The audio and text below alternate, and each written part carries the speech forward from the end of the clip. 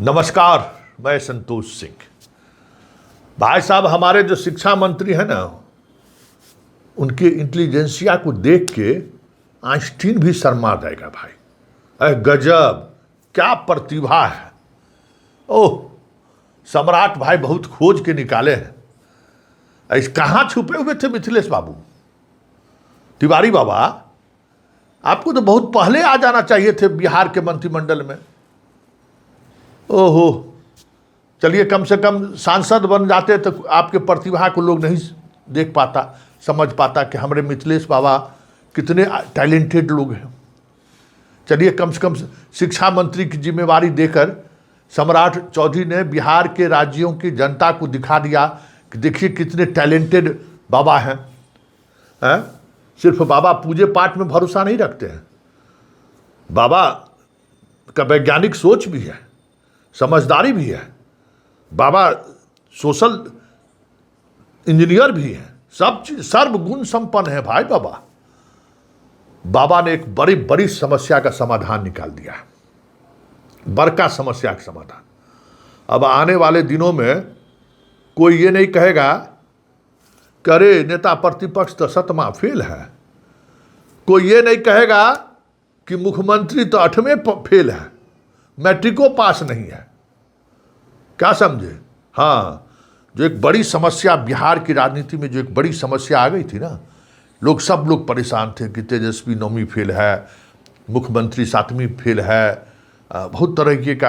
अब तो हम कहेंगे कि इतना टैलेंटेड हमारे शिक्षा मंत्री हैं, जरा वो अपना भी डिग्री सामने ला ही दे, कम से कम एक रिसर्च होना चाहिए इनके दिमाग पर। हाँ, इसमें कोई दो मत नहीं है। लिखे तो हैं सर्टिफिकेट में ये भी ग्रेजुएशन, लेकिन जानना जरूरी है कि कहाँ से पढ़े हैं, किस स्कूल और किस कॉलेज से ये पढ़कर यहाँ पहुँचे हैं। क्योंकि है उस स्कूल में जो शिक्षक प्रोफेसर रहे हैं उनको चरण वंदना करने की जरूरत है। क्या टैलेंटेड बच्चों को, क्या टैलेंट पहुँचा जो यहाँ तक पहुँचा दिए। भाई हम तो, अब हमको कहीं कीर्ति झा आजाद मिलेंगे ना तो उनको तो हम पैर छू कर प्रणाम करेंगे, कहेंगे कि वाह कीर्ति झा आजाद, आप ही इस रत्न को पहचाने थे। 2003 से साथ लेकर चले आ रहे हैं और लेकिन विलंब कर दिए। इनको पहले बिहार का जो है सो मंत्री बनना चाहिए था, जो विभाग में जाता सारा समस्या का समाधान हो जाएगा। अब देखिए इन्होंने क्या किया है कि अब जब आप मैट्रिक में, इंटरमीडिएट में फेल कीजिएगा ना, तो आपके सर्टिफिकेट में फेल नहीं लिखाएगा, आपके लिखाएगा कि कौशल पास। ठीक है ना, मतलब आप योग्यताधारी हैं, आपके अंदर कौशल है, समझ गए, फेल करने का। कल ही इन्होंने डिसीजन लिया है कि अब जो है सो कोई भी किसी भी परीक्षा में फेल नहीं लिखना है। ठीक है ना, अब यही बात लिखना है कि भाई ये जो है ना, इनके अंदर कौशल है, भले परीक्षा में फेल कर गए हैं लेकिन बाकी कौशल इनको है। फेल करना भी तो एक कौशल ही, कला है ना, इसलिए अब वो लिखना है। अब आप समझ जाइए कितने हमारे शिक्षा मंत्री टैलेंटेड हैं, जो एकदम पिछले 2-3 चुनाव का जो है सो नैरेटिव था, ये ना राजनीति में जो है सो चर्चा का विषय बना हुआ था। पहले ये लोग परेशान करते थे तेजस्वी को 9वीं फेल, अब इनका मुख्यमंत्री आ गया तो 7वीं फेल, उधर प्रधानमंत्री से भी लोग डिग्री मांग रहा है। तो सारे समस्या का एक ही बार तिवारी बाबा समाधान निकाल दिए कि ना ना ना ना, डिग्री मत पूछो, और फेल है कि पास है मत पूछो, सब में कौशल है, कौशल पास, कौशल योग्य आदमी है वो। जो इस प्रदेश में फेल करेगा वो सबसे योग्य माना जाएगा, समझ गए। पढ़ाई में जो फेल करेगा वो सबसे योग्य माना जाएगा। ये आइंस्टीन भी सोच सकता था क्या? इतना बड़ा समाजशास्त्री सब हुआ है इस दुनिया में, कोई इस बात को सोच सकता था कि अरे जो फेल करता है ना वही सबसे बड़ा टैलेंटेड आदमी है? बात भी सही है। आप देख लीजिए ना, देश और दुनिया में जो पढ़ाई नहीं किया है वही आदमी सबसे बड़ा आदमी बना है।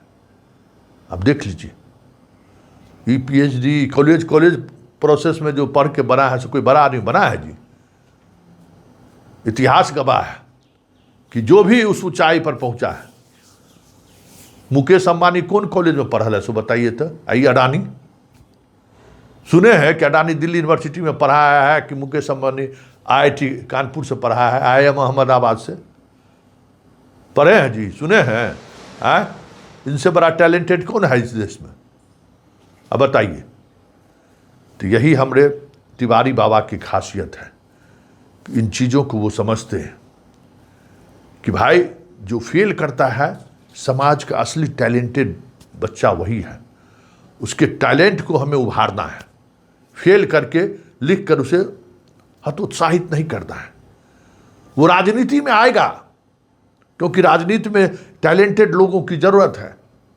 तो फिर उसको कोई ये ना कहे कि तू मैट्रिक फेल है, कोई ये ना कहे कि तू ग्रेजुएशन फेल है, कोई ये ना कहे कि इंटरमीडिएट फेल है, क्योंकि फेल का हवा थोड़ा राजनीति में बैकफुट पर ला देता है। तो तिवारी बाबा का सोच समझ लीजिए। वैसे तिवारी बाबा अभी तक जितने निर्णय लिए हैं, वो निर्णय एक सप्ताह के बाद बदल जाता है। मतलब 130 दिन इस सरकार की हो गई है। तिवारी बाबा कम से कम 30 फैसला लिए हैं। कहे थे, याद है ना, आए थे तो कहे थे कि बहुत शिक्षा विभाग में जो है सो लेटरबाजी होता है, सब लेटर खत्म, अब एक लेटर पर विभाग चलेगा। लेटरवा निकला क्या? बताइए तो, अगर निकला होगा तो बताइएगा हमको। 13 अगस्त को ये बोले कि जितना एरियर शिक्षकों का बकाया है 15 तारीख तक अगर नहीं मिला तो सबको हम नाप देंगे। मास्टर साहब लोग मिला, शिक्षा मंत्री है, इनका झूठ जो है ना दूध भात है, समझे? इसलिए उसको सीने पर नहीं लेना है कि मंत्री जी बोले फिर भी नहीं हुआ। अरे वो तो शनिवार इसलिए हो गया कि सम्राट चौधरी जो है सो दोबारा बोल दिए, ये तो शनिवार नहीं होता। अभी तक देखिए तबादला वाले पर जितना कैबिनेट से नियम बनाए, कैबिनेट से नियम पास कराए, उसके बाद भी रोज अपने मन से कुछ से कुछ बोलते रहते हैं। सरप्लस वाले को जाना होगा, कोनो बपौती है, यूपी वाला को विशेष ख्याल रखा जाएगा। गजब स्थिति है। तो 130 दिन में 30 निर्णय इन्होंने सुनाया है। अब बताइए, ऐसा भी हुआ है? TRE 4 में यही कहने वाले थे ना कि हम अच्छे टीचर लेंगे भाई, अच्छे PT भी लेंगे, मेंस भी लेंगे, हैं? और इनका शिक्षा सचिव बैठक कर लिया, चीफ सेक्रेटरी बैठक कर लिया, और CM ट्वीट करके कहते हैं कि हम एक ही को परीक्षा लेंगे। अब बताइए कितना टैलेंटेड आदमी है। इनको अपने विभाग का जो है सो फैसले पर सहमति भी नहीं लिया गया, इनको पता भी नहीं चलने दिया, तो निकाल दिया। अखबार में खबर सिर्फ सम्राटे चौधरी चलेगा क्या कि TRE 4 में जो है सो अब एकल परीक्षा होगा। धराम से मारे को 47 चला दिया, धड़ धड़ धड़ धड़ धड़। अखबार के फ्रंट पेज पर कल हम रहे, देखिए अखबार के फ्रंट पेज पर है ना कि फेल करिएगा ना तो अब फेल नहीं लिखाएगा, कौशल पास लिखाएगा। चलिए, शिक्षा मंत्री का अजब गजब कथा, फिलहाल इतना ही, इजाज़त दीजिए। नमस्कार भाई।